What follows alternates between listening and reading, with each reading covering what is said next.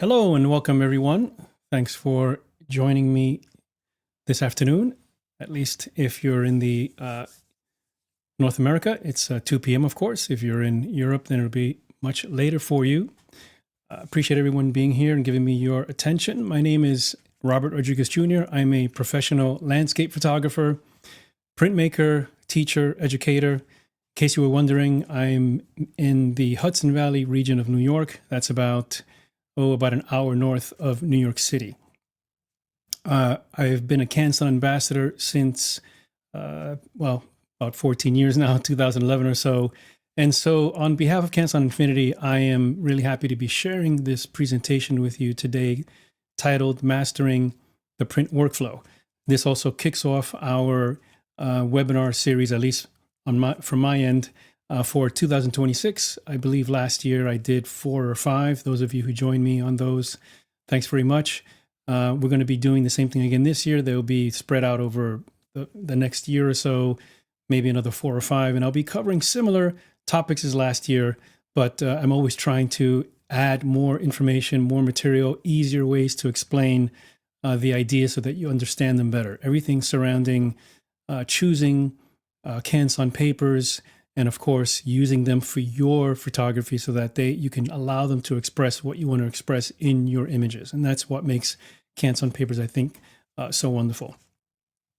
I think the best way to share what I want to talk about today is by walking you through the entire process of editing and printing 2 images of mine. And that includes editing decisions, paper selection, of course, and also the how and why of choosing papers. So I'll walk you through my editing, and then I'll take you over to my viewing station and show you the actual prints. I'll show you some comparisons of similar papers and why I think one paper works better than another for me. And that's the key, right? You want it to be something that you decide and you choose based on your own vision. Now, of course, as I always say, disclaimer, this isn't the only way to approach printing. There are many different ways to get at the same end result, many different concepts, if you will. However, for me, this is the one that prioritizes creativity, the things I really care about: creativity, personal expression, using the tools, all these amazing tools that we have in the most efficient and effective way possible. Otherwise, you can just get lost with so many different options, paralysis analysis, as they say. And so that includes, again, the paper from Canson. Please feel free to share your questions in the chat or actually in the question area. Joining me tonight is Jane Dixon, who is with Canson Marketing. She'll be answering questions as well, helping me answer questions that I miss, and particularly questions that have to do with sales and paper availability and things like that I'm not too familiar with. So again, feel free to drop your questions in there. There'll be a Q&A at the end so that I can focus more on that and again, help you out in whatever you may be wondering about. So with that said, let's get started. Now, before I get into the actual images, I just want to share some important concepts that have been very useful for me as a photographer, as a printmaker, and I think can definitely improve your entire approach to printing. And I'm going to start with this popular quote from Ansel Adams: "The negative is the score, the print is the performance." And in this case, your score is going to be your edited file. The file, once you've decided what the file needs, how you've interpreted it, how you've edited it. It's not your capture from the camera. That's not the score. That's your idea. That's your initial intuition about what you want in the composition. But then, particularly if you're shooting in RAW, if you're not shooting in RAW, let's say you're using film, right? We choose different films based on the look and feel that we want. And even then, there definitely is some enhancement or whatever you want to call it. I like to call it interpretation that goes into the file. That's your score. But that is, once you're done, the score is basically what it is. That's what you see on your monitor. Now the print allows you to actually execute that score in different ways, depending on how you want the paper to complement your image. And so that's what Ansel, I think, meant by performance. You can imagine a pianist sitting down at the piano to play a score. The score is set in stone, as it were. It was written by the composer, especially if the composer is no longer alive. But the artist gets to choose the piano, gets to choose how they want to interpret that score based on their style, their vision. And that's the same principle that applies when you're choosing papers. You get to apply your style, your vision, and the papers help you do that. They will allow you to express that. And so that's the very important concept that I want to share right from the beginning, right? That's how I think about choosing papers, as sort of the performance of a particular image. And that, of course, can change over time depending on how your feelings about that image change, how your ideas about it change.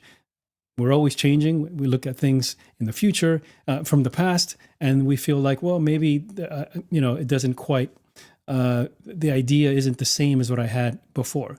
So that's a wonderful thing, is that you can iterate over time. Now, the basic print process that I follow, the workflow that I follow, is basically pretty straightforward, right? You got to start with a good capture. That means you're using your camera properly, perhaps low ISO to minimize noise. The image is sharp where it needs to be sharp. It's properly exposed as best as possible, right? So you want to start with good raw ingredients from the beginning. If you're using a mobile phone, for example, an iPhone or something like that, I highly suggest you capture in RAW.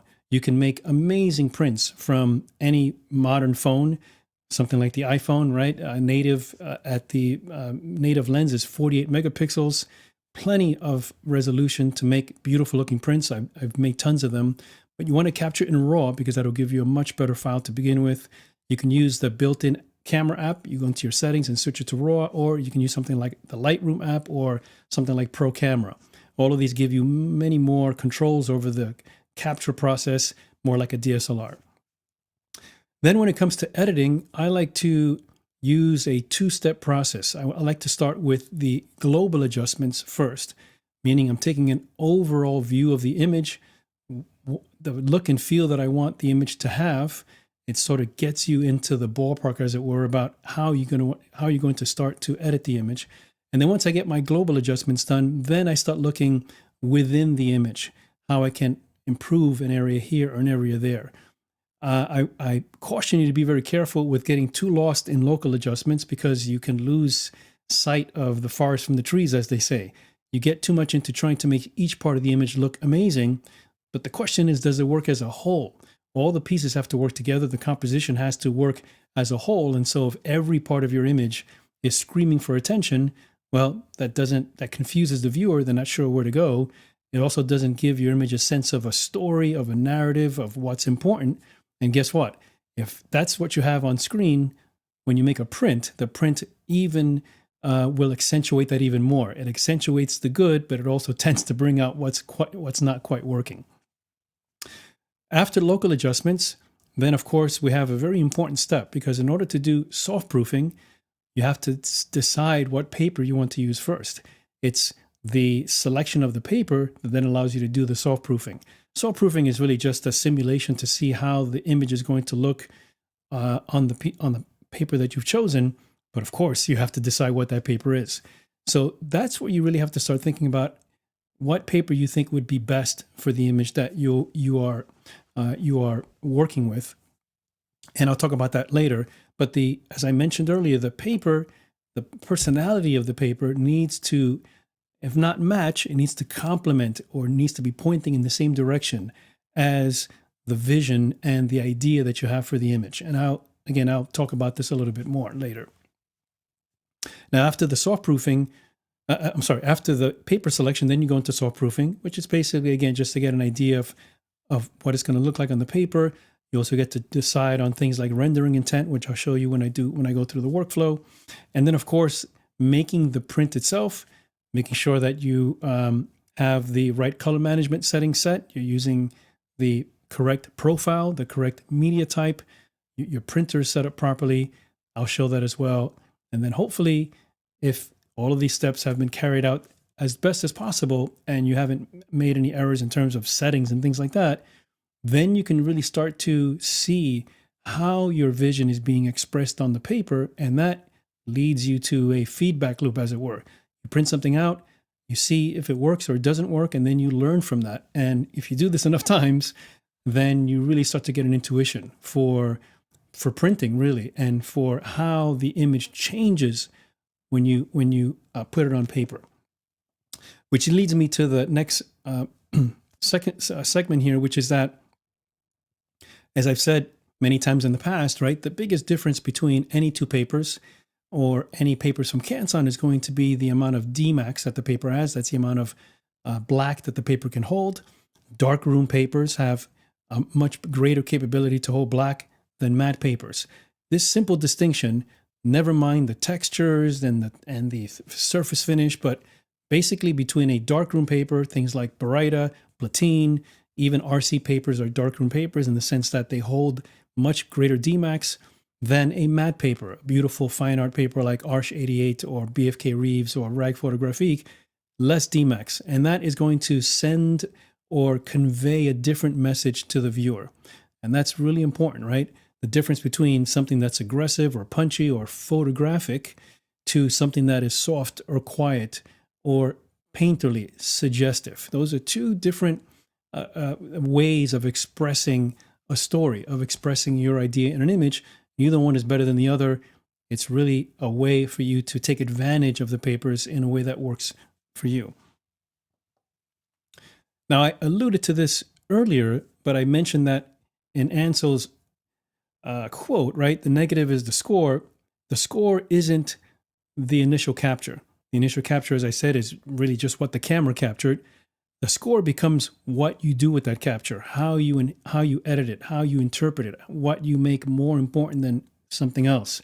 Because when you're out in the field taking a picture, you're not seeing everything the same. You're not responding to everything the same way a camera does. Your brain is filtering out different things and also highlighting things that you're interested in, whether it's an animal or a person or the light in a landscape.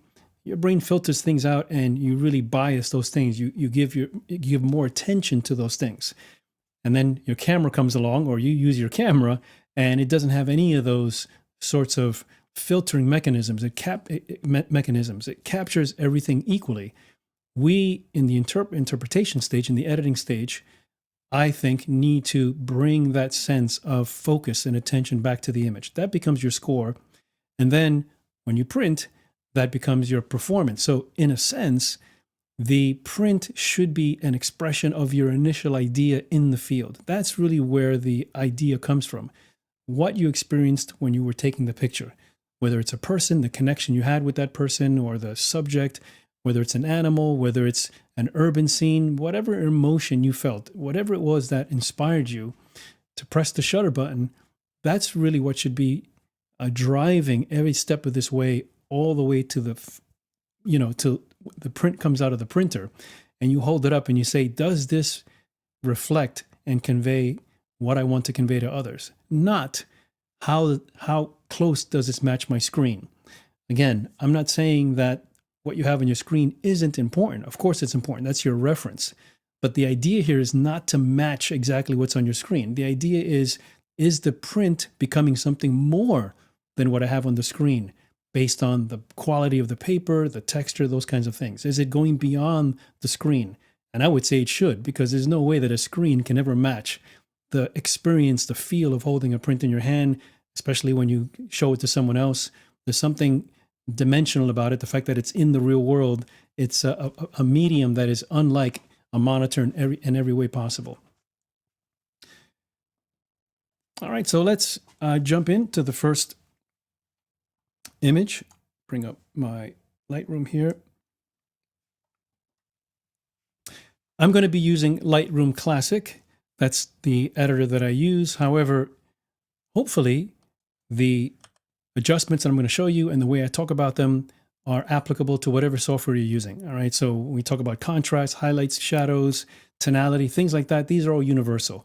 I may be using specific adjustments here and controls in Lightroom, but it doesn't matter what tool you're using. If you understand what I'm explaining in terms of tones and texture and sharpness, I think you'll be able to translate that to whatever application you use. So here's my first image, and I'm going to process this and then, as I said, show you the print. This image for me was about walking through this field where the light was starting to break through the fog, and then there were some trees that created this nice canopy. It felt kind of nice to me, the way the light was sort of slowly emanating through the canopy and starting to create these shadows in the foreground. The light isn't quite 100% yet. It's still breaking through the fog, but I just like the way it started to illuminate this scene in transition from shadows to highlights. And I also like the shape of these trees. It's like 3 trees, and each tree also has 3 main branches. So there's some repetition. There's a motif going on here that I really liked. So the first thing I'm going to do is probably convert this to black and white. And the reason for that is because it's really it's very graphic in nature. The color isn't really that strong. And I just like the idea of making it a little bit more abstract. Now, I don't initially look at the image and say, yes, this is going to be black and white. I just try it, right? I'll say, well, let's see what it looks like in black and white, considering that it's very graphic in nature and it's mostly about tonality. I'll select Adobe Monochrome here. And when I do that, taking away the color for me makes it purer, makes it simpler, and still maintains everything that I mentioned before about the light and the play of light in the scene. The color isn't really adding anything. So that's usually how I go about thinking about whether I should convert to black and white. What makes the composition stronger? Okay, so I'm going to leave it in black and white. You can adjust the temperature even in black and white. That'll change some of the tones because, of course, you're still manipulating the RGB values. And so you notice that as I adjust the temperature here, you'll see the background get a little bit lighter, a little bit darker. You can do this if it was in color as well, but it doesn't really matter. So I'm going to come up around here. I like opening up the highlights in the back a little bit, making that a little bit brighter. I still think I'm going to increase the exposure a bit. It feels a little darkish in the foreground. Something like that. Now that it's brighter in the foreground, particularly the foreground tree, I'm going to back off on the highlights, pull back on the highlights to soften the background a bit so that fog doesn't feel so loud or bright, right? So something like that. I'm going to add some shadows, again, to try to recover more of these shadows in the foreground.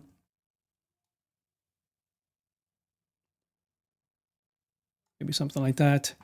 And let me check my blacks. You always want to check your black point. Let me open up my histogram here. I'm going to hold down my Option key. And don't want to go too dark here because you see that we start to clip those areas of the tree and don't want to go that far. So maybe something like that. I don't mind if we get a little bit of clipping up here. The point is I want to get nice rich darks in the image without making the detail up here muddy, that kind of thing. And you can see that there's just enough subtle tonality up here to keep that from being just one solid shape. But I want it to feel like you're really in the dark part of this scene, walking out and towards this light. I'll add a little bit of texture here.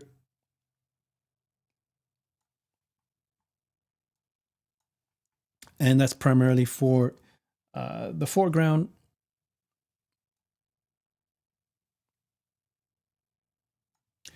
Something like that.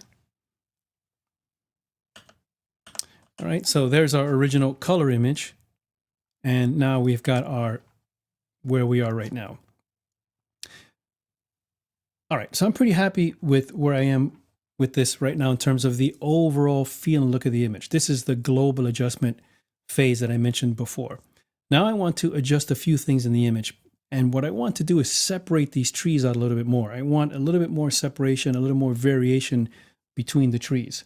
And the way I'm going to do that is I like this foreground tree. I like where it is in terms of tonality, how dark it is. But I think this one in the middle ground can be a little bit lighter, just a little bit to have some variation. Again, we're stepping into this scene. I want it to feel like it's getting brighter. And then this one in the back, maybe a little bit brighter even more than that. So the easiest way to do that is I want to create a mask on just the trunk of this tree. And I'm going to click on the mask tool here in Lightroom. And I'm going to start with, I'm probably going to do object. If you're familiar with Lightroom, this is a tool that allows you to select an object.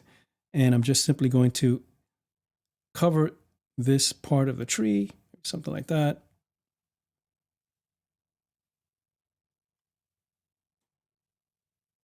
maybe up to here.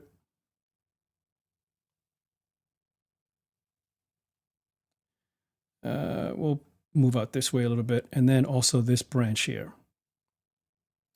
And once I do that, you see that this makes a pretty nice mask for that tree. Pretty simple and straightforward. However, it's not perfect. You see that it didn't actually come all the way up here.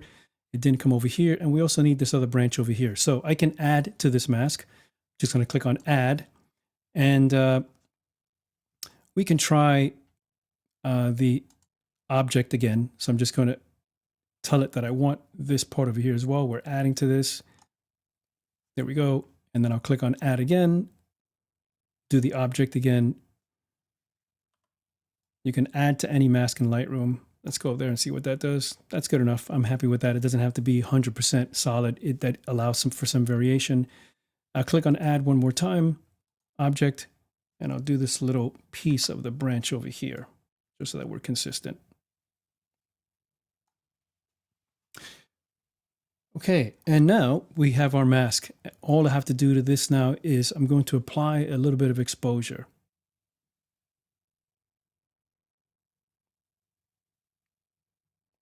Something like that. And that's all I want. All I want is a little bit of separation between this tree and this tree. If I turn this mask off, you see that they're both sort of the same tonality.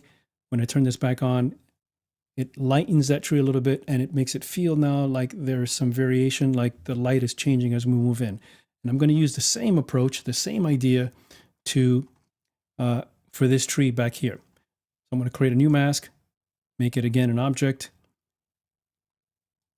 This allows me to make this mask pretty easily. Lightroom basically says select an object, and I'll guess what that object is. All right, so there you go. And of course, we need this piece up here, so I'll select. In the same mask, I'm going to click on add, which allows us to continue adding to this mask. And I'm going to use the same technique, which is select object. And I'll just select a little bit of this up here.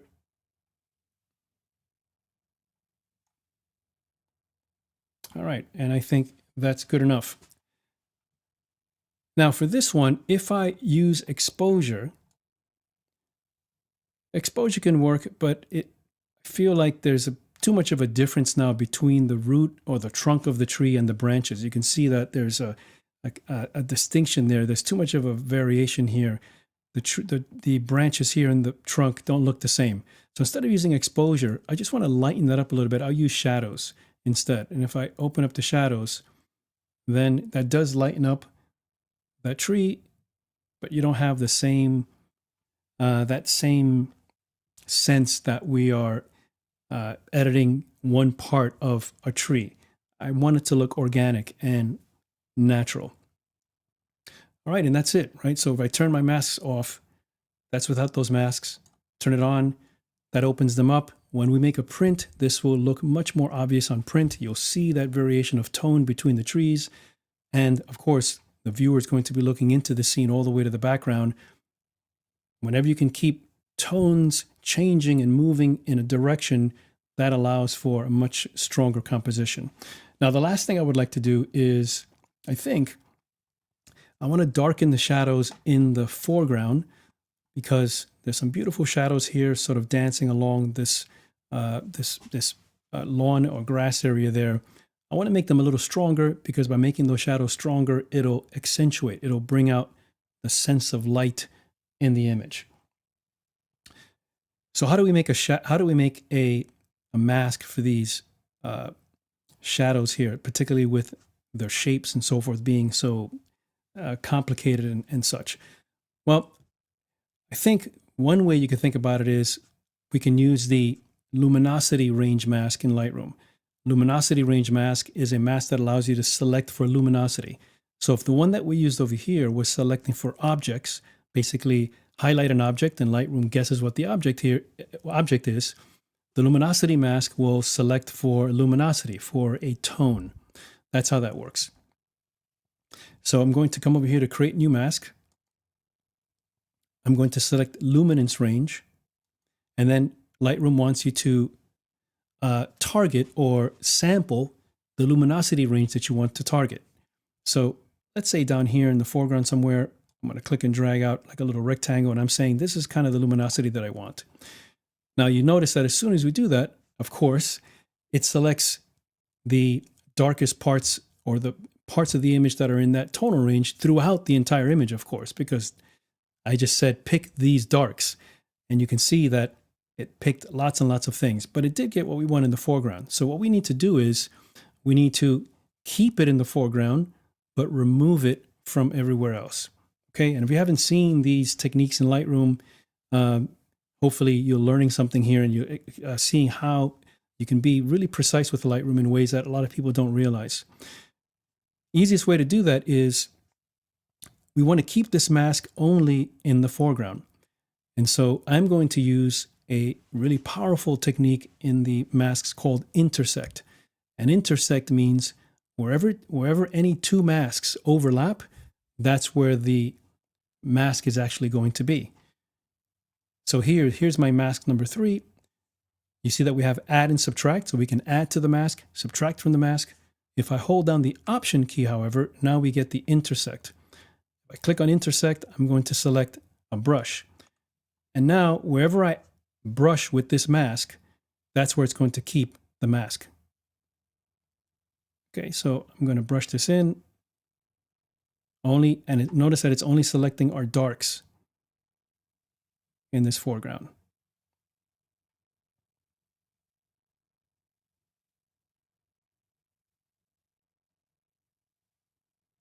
All right, something like that.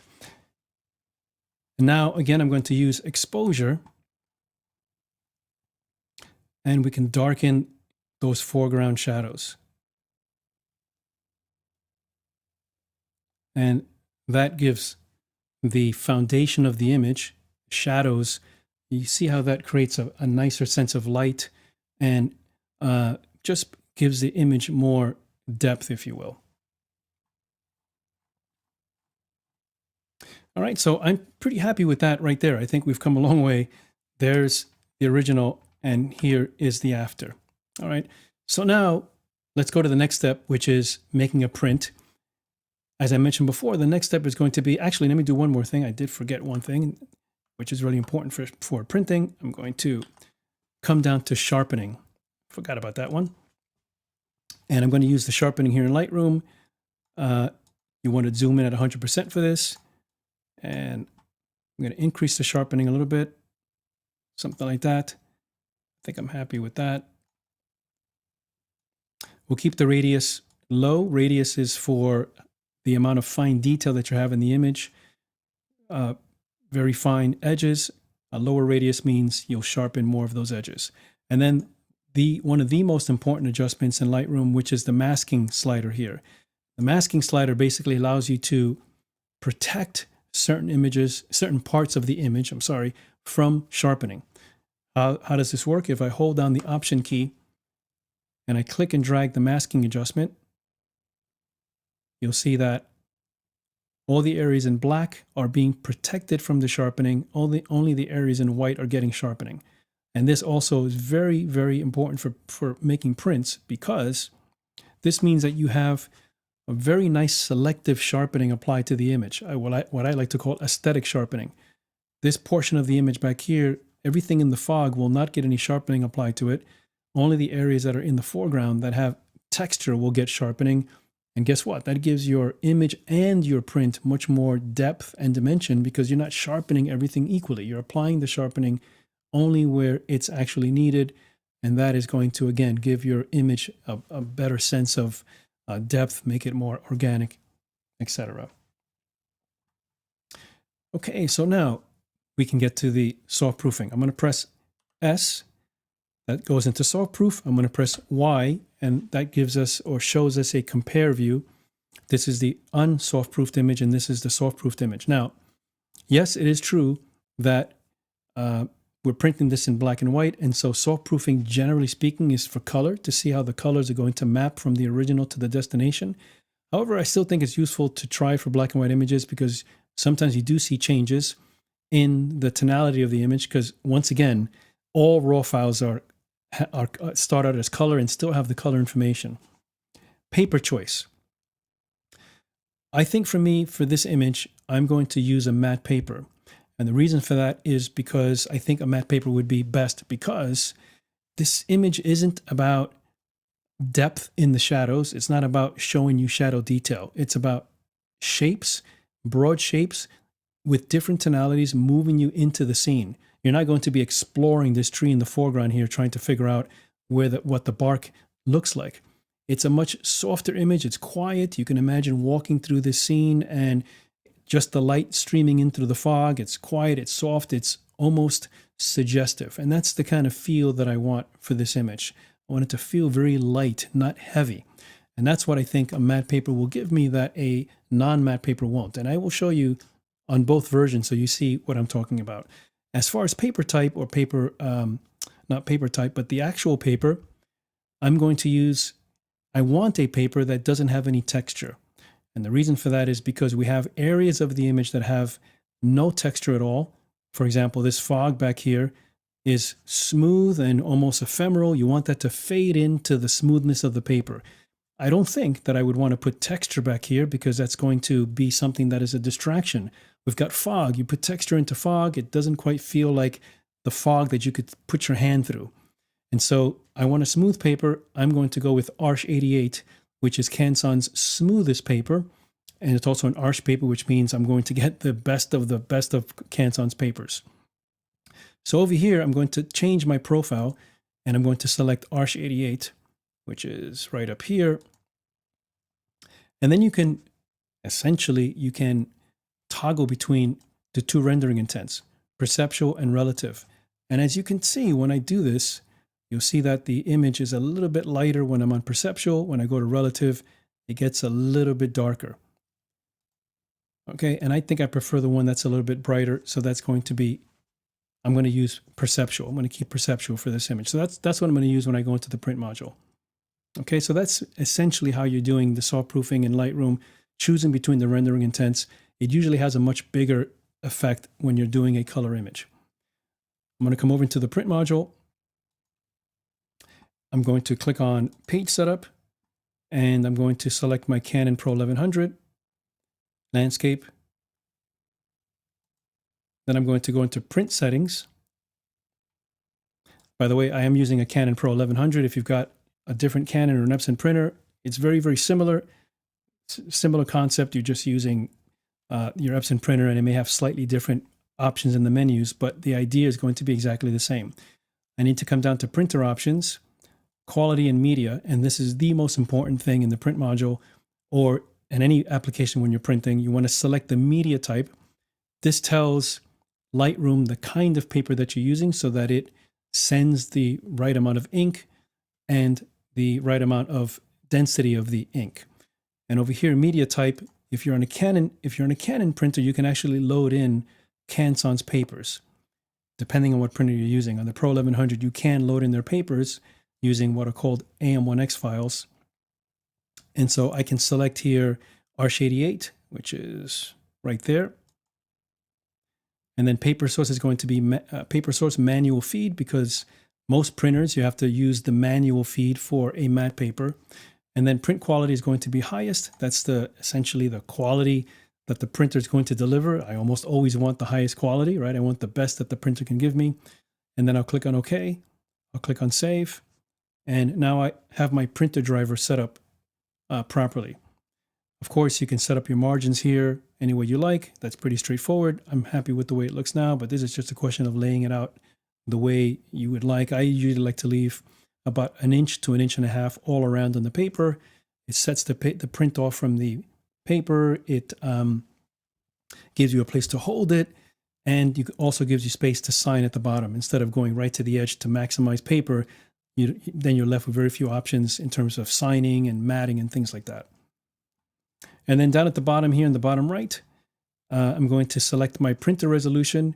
In general, for anything from a good size, good resolution camera, 20 megapixels and above, you can print at your printer's native resolution. For the Canon, that's 300. Print sharpening is going to be standard and matte. This is a matte paper. 16-bit output. I don't see why you would turn that off. That just means send all the bit depth that the file has. And then most important, you're going to select here the profile. And of course, I'm going to choose Arch88 once again. And the profile here and the media type that you saw me choose before, all of these are available from Canson. You go to the Canson website, you select your printer and paper, you download whatever profiles you need for your papers, and you install them, and then they're ready to go. Now, I'm going to make one little technical change here. If you've watched my printing workflow video specifically in the past, where I talk about more technical things, because this is a pretty high resolution image, I'm actually going to send this to the printer at 600 ppi. And that's because my native resolution here is 450, and that's way above 300. And so instead of interpolating it to 300, which means it's going to throw away information, I'm going to interpolate it to 600, which is double my printer's native resolution. And that just means that then the printer only has to divide in half to actually make the print. If that sounds a little bit complicated for you or confusing, you can watch one of my previous videos on the Canson site where I talk more on the Canson YouTube channel, where I talk more about this in detail and explain why. But just in general, on a Canon printer, native resolution is 300. If your image is really large, then I would send it at 600. If you're in an Epson, native resolution is 360. And if your image is large, 20 megapixels or above, and you're printing on a smaller type paper, then 720 ppi is double that resolution. Okay, and then I'll click on print, and it prints. So let's take a look at the print that we got.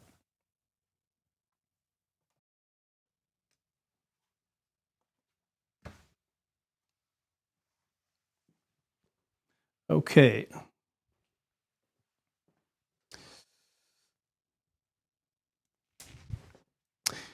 And so here's the print. This is Arch88, as I mentioned.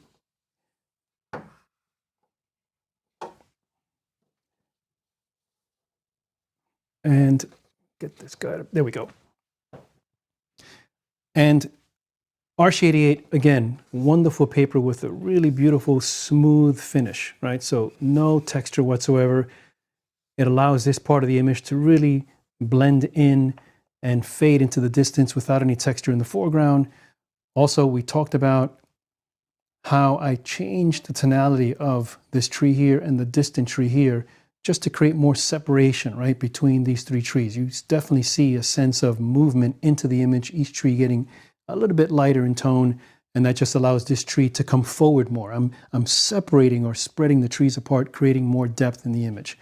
Also notice the shadows here that I darkened, just enough to create a sense of light in the image without making it feel too heavy, but heavy enough to give the image, I think, the trees, a nice sense of grounding. And even up here, you can see plenty of detail in the trees up here. So just enough to create interest without it being something that you want to explore. Again, this image isn't about individual leaves or things like that. It's about a mood and atmosphere to the entire image. And I think this paper brings it out beautifully. It's got a nice suggestive look and feel. Now, I'm going to put up here, this is Arch88. I'm going to put up a version on Baryta Photographique 2. And you see that the Baryta, you see that it's much denser, much richer. The blacks much stronger. It's just darker. It just feels more aggressive, more loud, more photographic. When I talk about photographic, that word photographic versus perhaps painterly, this is more photographic, more like what you would expect out of a darkroom print, let's say. This has a softer edge to it, a more suggestive kind of feel. And so for me, in this image, I prefer this look and feel. It just doesn't have the same aggressiveness that the Baryta does. This has nothing to do with the advantages or disadvantages of the papers in terms of a quality thing. They're both amazing papers. For this particular image, though, I think this, again, to borrow Ansel's phrase, this is more the performance that I'm looking for versus this side over here, right? So this is Baryta Photographique 2 and Arch88 on the right.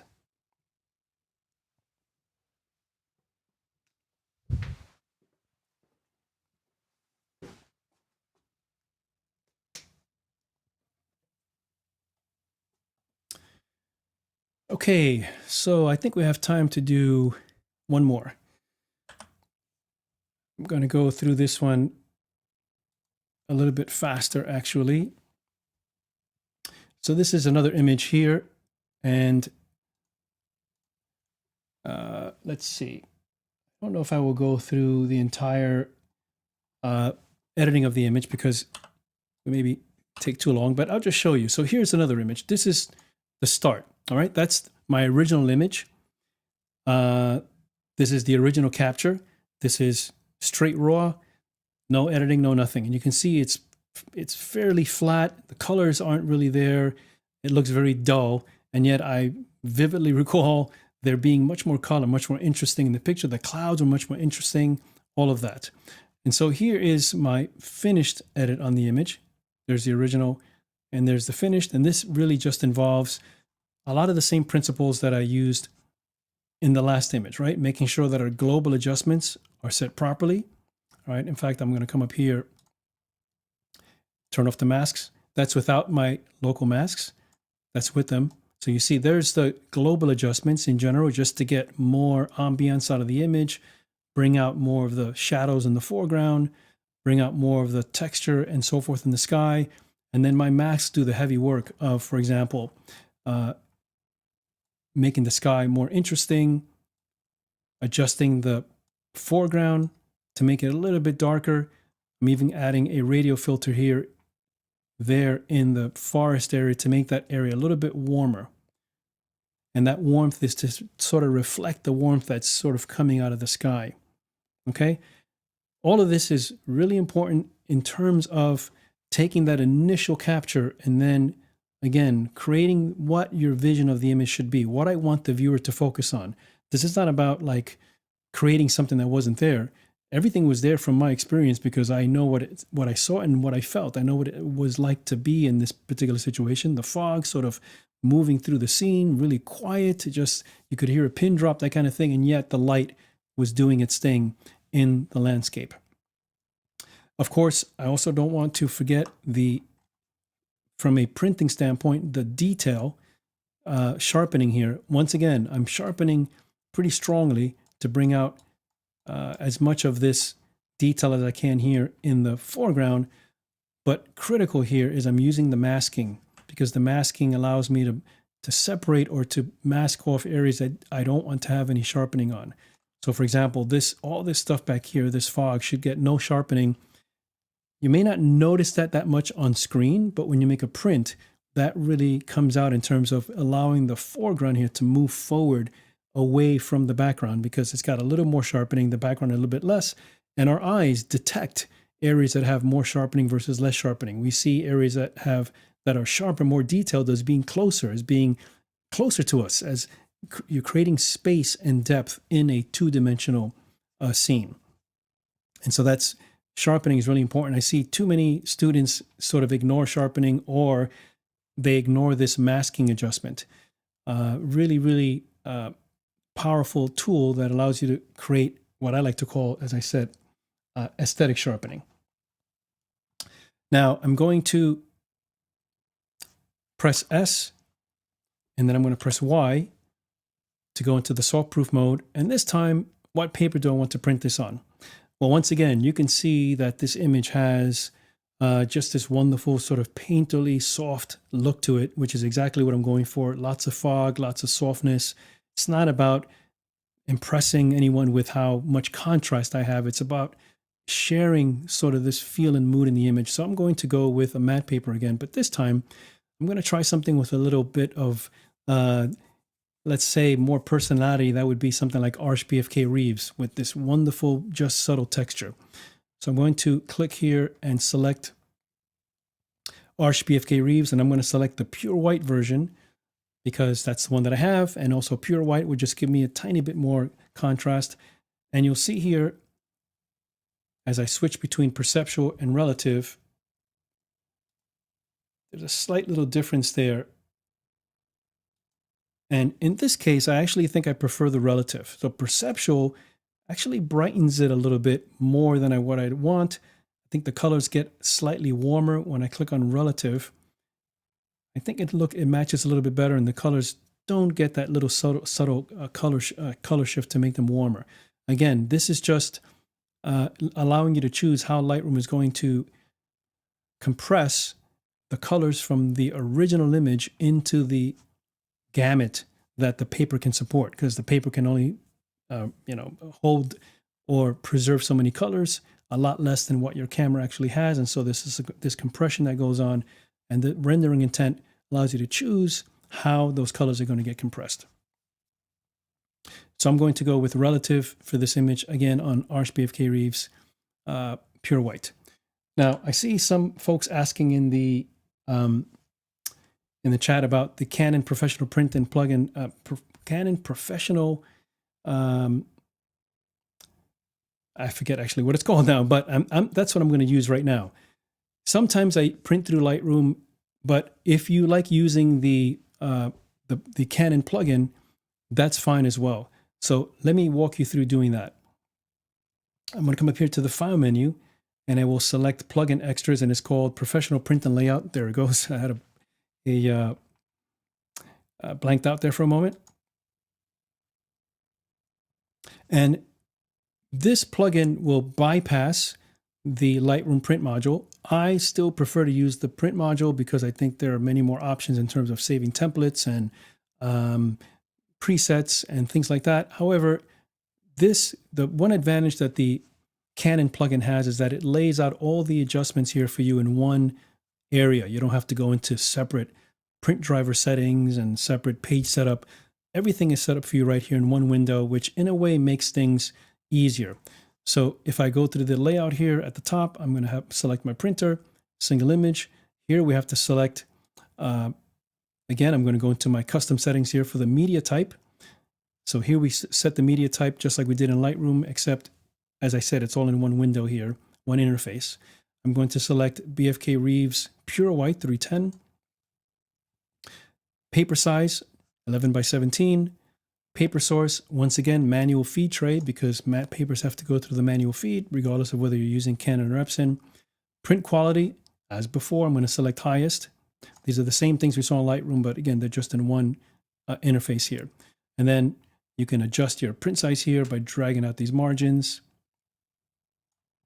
And then most importantly, I'm going to scroll down to the bottom. And here, once again, you want to make sure that the color mode is set to use ICC profile. Right? That means you're going to use the profile. You're not going to let the printer manage colors. That would negate the use of a profile. Profile is going to be, once again, not Arch 88, but it's going to be BFK Pure White 310.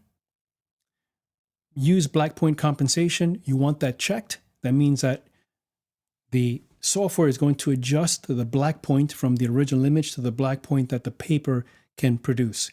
This setting here happens automatically in Lightroom. In the Canon plugin, you have to check it on. So you definitely want to have that checked on in most cases. I can't think of any that you wouldn't want, but that doesn't mean that that those don't exist. And then finally, that's pretty much it. So come down, click on print, and we will go over to my viewing station one more time.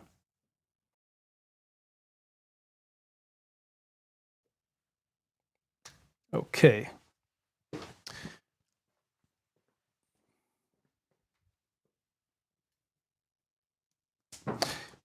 Take this down.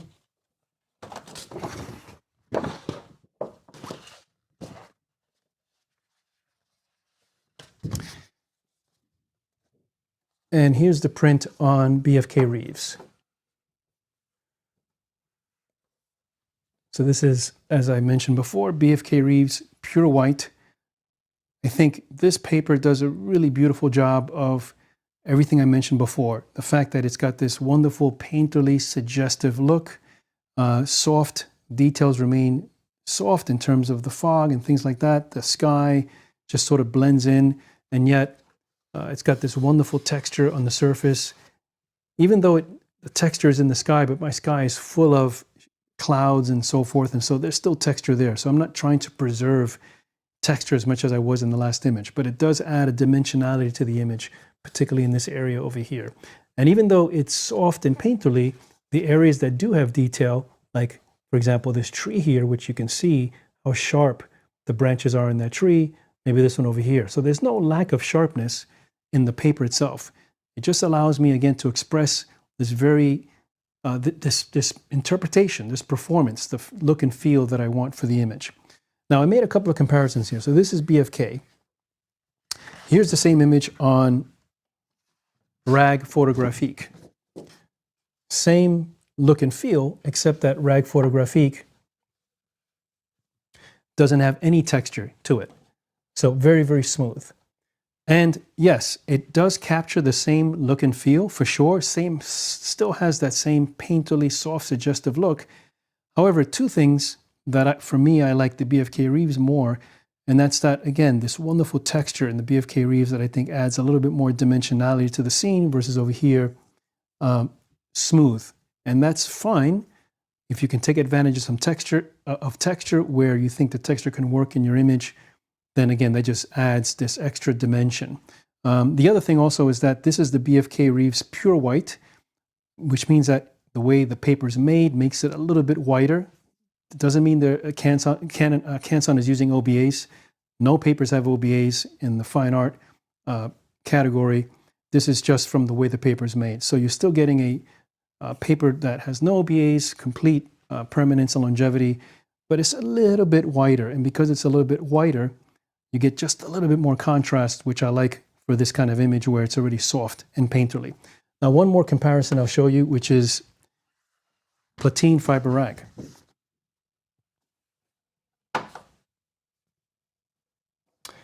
And you see with the Platine Fiber Rag, very similar, but it's just a little darker, a little stronger, a little more, slightly more photographic.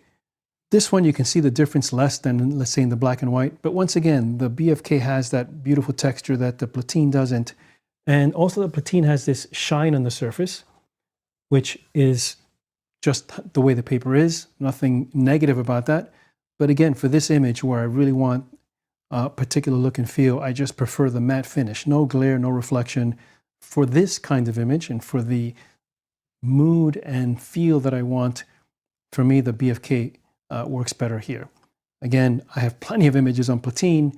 It just happens that with this particular image, this is the one that works best.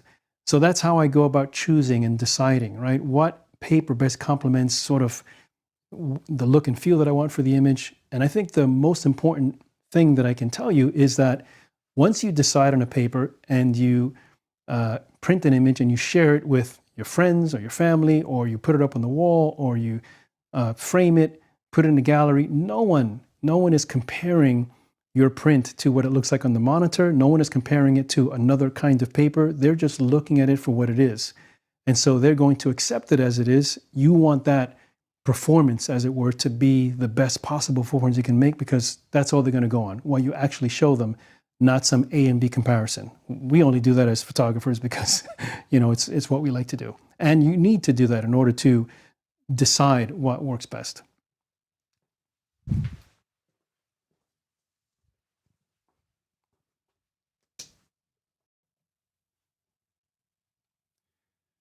Okay, so I think that wraps it up. I'm just going to check out questions here.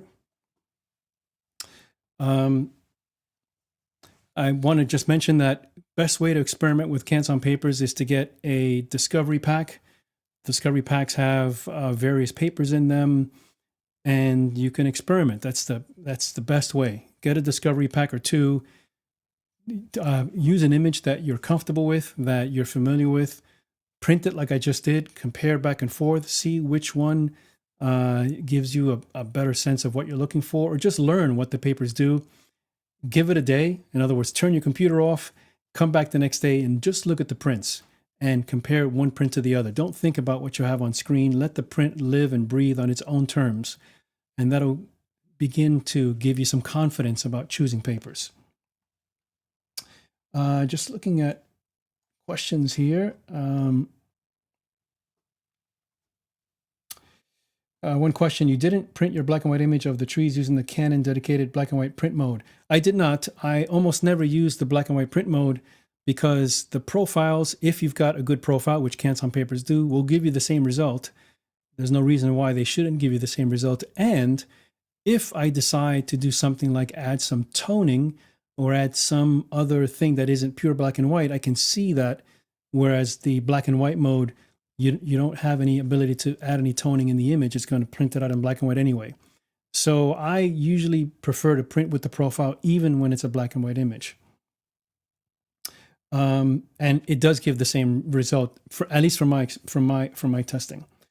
I use Canon Professional Print module, but I'm struggling to add a key line.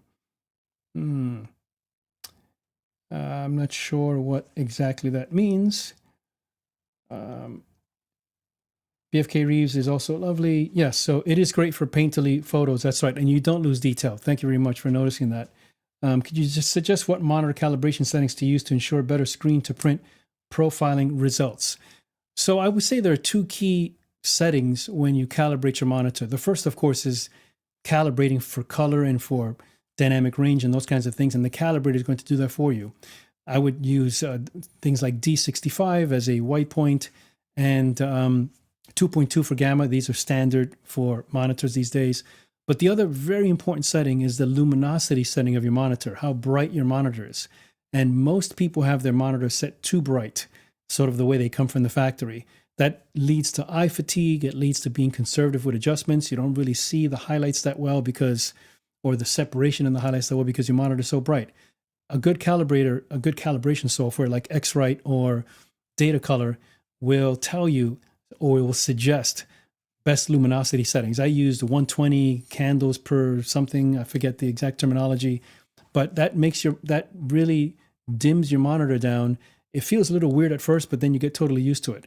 Good news is that now you can work with your images, work with your monitor much longer because you don't have this bright light in your eyes. And I feel like I can see more into the highlights and the shadows.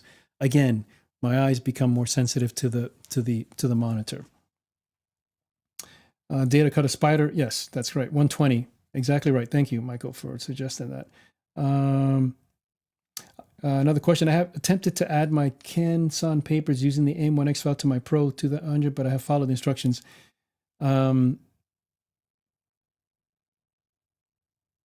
Yeah, so loading AIM-1X files is not the easiest thing to do. It's a complicated procedure, and it's complicated only because Canon makes it harder than it needs to be. It's not that hard once you get it. I suggest, honestly, if you go to my YouTube channel, Robert Rodriguez Jr., just do a search. I have a video dedicated specifically to installing Canson AIM-1X files into your Canon printer. I explain the whole process. Hopefully that'll help you out much better than I can do it here. 120 is bright. No, I think 120 is pretty dark. So for example, on an iMac, a standard iMac, usually you set the brightness from 1 to 10, right? And 120 is around 4 to 4.5. Usually people have their iMacs at 7 or 8. That's 180 to 200. So unless we're talking about different numbers here, 120 is a pretty low standard. So I would go back and make sure that we're looking at the same measurements. And someone else, I have lowered down to 100. I set mine at 90. Hey, at the end of the day, whatever works best for you. If you want it dimmer, that's fine. That's fine. I like mine at 120. I think it works pretty well. However, you can go too bright. There's no question about that. 200 will definitely give you eye fatigue. All right, I think that pretty much captures all the questions that we have here. All right, so anyway, I hope everyone enjoyed that. That was, I know there's a lot of material there to cover. There will be a replay. I believe Canson puts it on their YouTube channel. Just want to finish by saying, if you want to learn more about what I do and what I teach, you can check out creativepathworkshops.com/academy. It's a membership site where we have monthly interactive sessions, print labs like what I just showed you. I develop my images, I critique student images. You get access to all kinds of perks, and also we do live sessions all the time. So it's a live interactive thing where I'm there to answer your questions and help you out with whatever you need. So you can check that out at the link that you see there. And finally, thank you again for joining me today. Thanks, Jane, for helping out with the questions. And I guess I will see you in the next webinar, which should be coming up in maybe 2 months or so. And I'll probably be getting more into papers again, talking about the different papers and how to use them properly, etc. Thanks, everyone. Appreciate your time and attention today. See you next time.